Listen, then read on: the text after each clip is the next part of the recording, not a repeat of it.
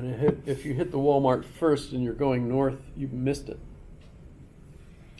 So.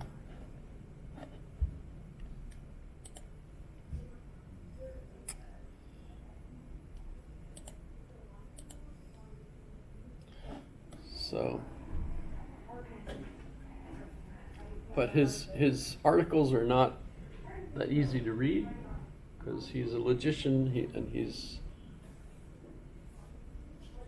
their head bang. You know the expression "banging your head on the wall."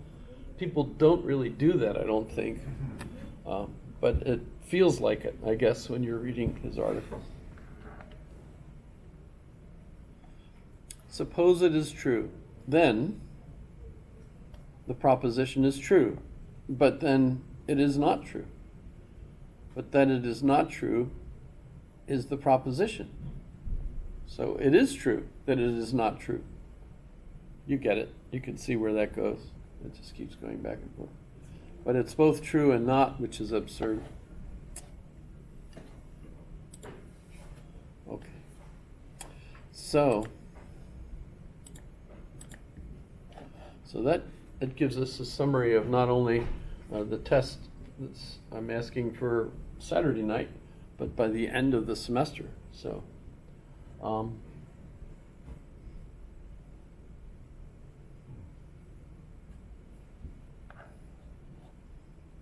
I did not post a summary of last class as I usually do, because as soon as I got home, I was watching everything that was going on the news. I went down and watched TV with my wife and sat there watching the count coming in. So sorry about that. I still haven't recovered from this. It's too exciting. The discussion last night with everyone was all, I started off by saying, boy, I guess everybody's talking about the major news that the Dodgers won the World Pennant, That was a good laugh, because they were all concerned about that. But at the same time, that wasn't really the main news. So, how about we talk about fallacies?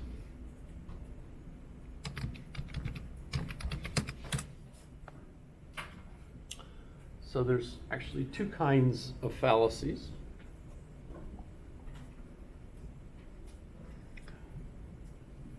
Formal fallacies are fallacies where you're trying to give a formal logical argument and you screwed it up. So it's fallacious. It's not a valid argument. But you were trying. So this is actually a problem, because what defines a formal, a valid argument is that, if all the premises are true, then the conclusion must be true. I mean, you can have false premises and it still be a valid argument. But what would demonstrate that it's not valid is if you have all your premises are true, but the conclusion is still false. That would make it invalid. Well, so if you're trying to make a valid argument and you screw it up, it's not a valid argument. But a fallacy is considered to be a valid argument that's invalid. No, it can't be, right? That's what are we talking about? We're saying that, well, you're trying to make it a valid argument, but you screwed it up.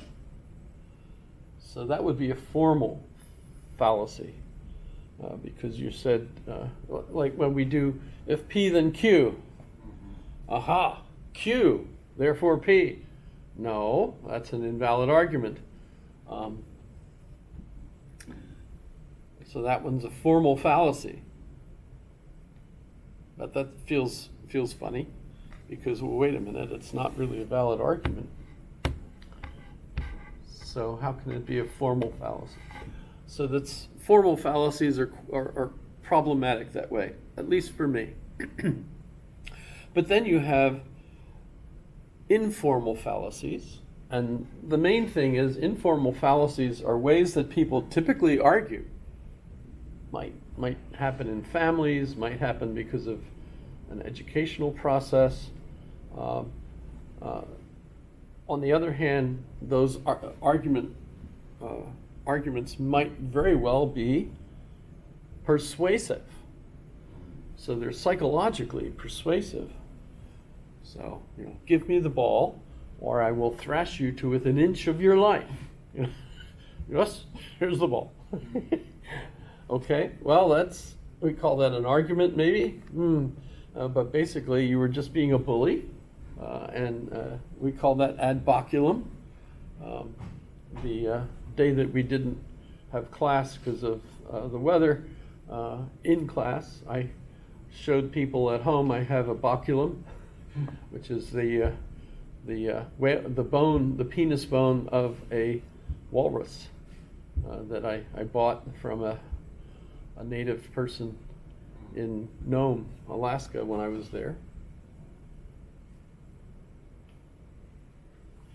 In any case, ad baculum, so it's a bat. Or, well, I mean, literally, a baculum that's what it's called. So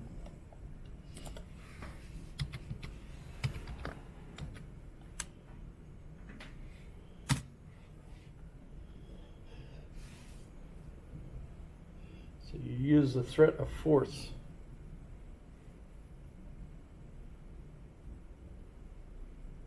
Argument of the stick, or argument of the cudgel. But it is funny because have I mentioned, in Genesis, how did God create Eve? Pardon? From Adam's rib. I think that's like a retranslation thing. I think it was from a part of like half, and that was the first. What I've heard is that rabbis, the problem is a curved bone. God took a curved bone. It's actually two creation of Eve stories. One, I think you're right. They didn't use a curved bone. In fact, I think they were both created at the same time. Yeah. In that story, the trouble with Genesis and a bunch of the original 5 books was that there was different traditions that were all accumulated into the one book. So you got the northern kingdom and the southern kingdom, and one is the Yahwist and the other is the Elohim, and so there's actually different traditions, different names for God even, but they're all combined in the redactor's version of the books. But the rabbis, actually, this is kind of a secret, I suppose, that the Hebrew for the bone is a curved bone. And when you look at male humans, let's do it this way.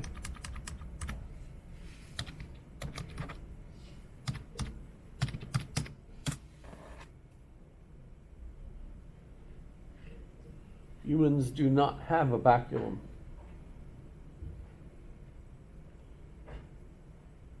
We have all our ribs, but we don't have the curved bone that most other mammals have. So the traditional translation of like the Sumerian, I think it was word, means side, chamber, or beam. So it's like down the middle.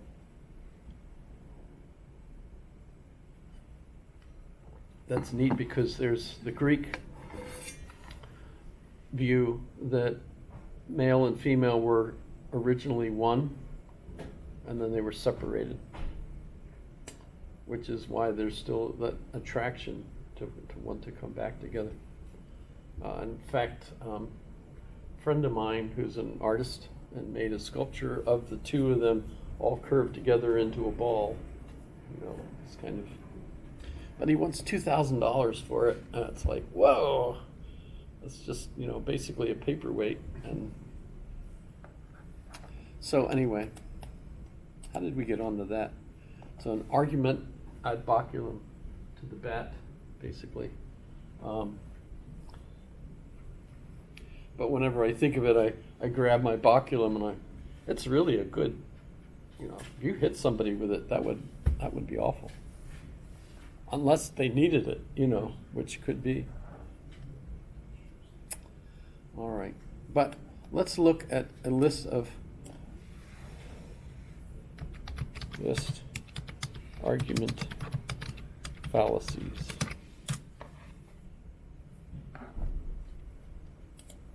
And I'll ask you, as a quiz question, what is your favorite fallacy? If you have one.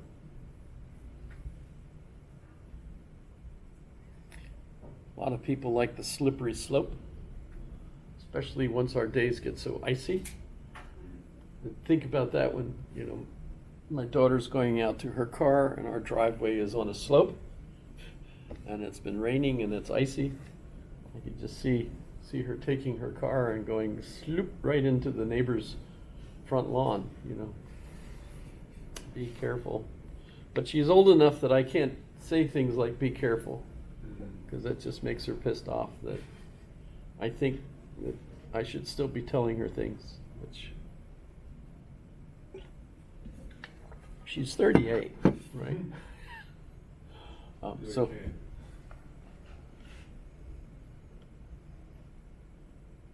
what's the fallacy that's like what's natural or it's like traditional, so it's better?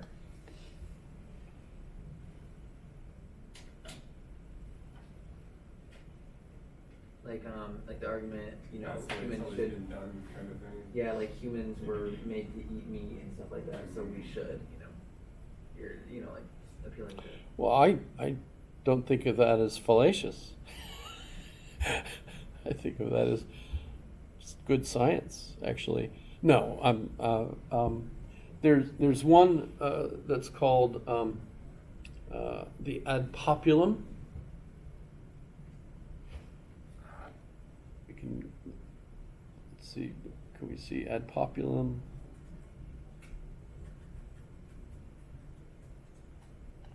Let's just go ad populum. It's literally the fallacy of tradition. Oh.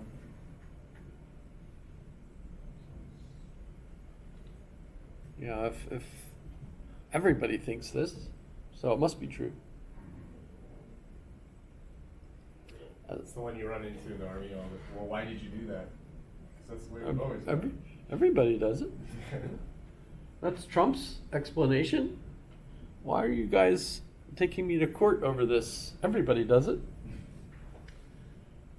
Well, you think, wait a minute, not everybody does that. You know, who's he talking about? But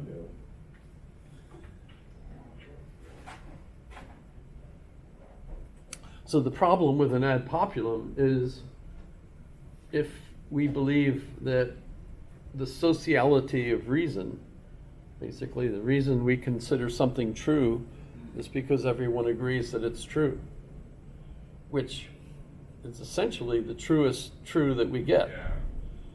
Yeah. Even if you say, well, that's gravity. Everybody agrees that it's gravity. But wait a minute, Einstein didn't think gravity was really a thing.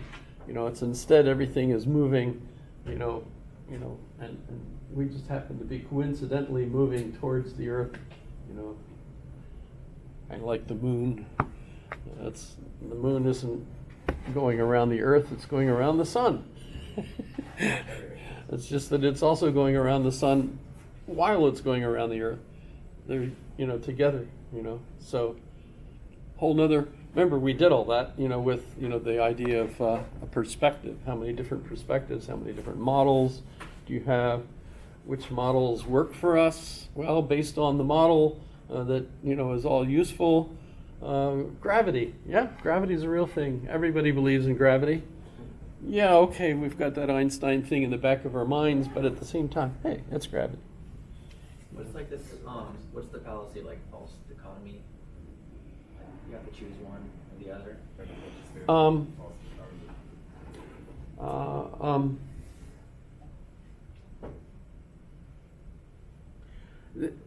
The first thing I think of is taking the bull by the horns. How do you avoid being gored by one or the other horn? Is you take the horns and you leap over them. So when someone asks you a false, they give you a false dichotomy of question. So, are you still taking drugs? Wait a minute. That question set me up for a fail. Because if I said no, I'm not still taking drugs, that sounds like, well, I was taking drugs, and I'm not taking them anymore. Or on the other hand, I said, yes, I'm still taking drugs. Well, now you're going to jail for sure, depending, of course, on what drugs.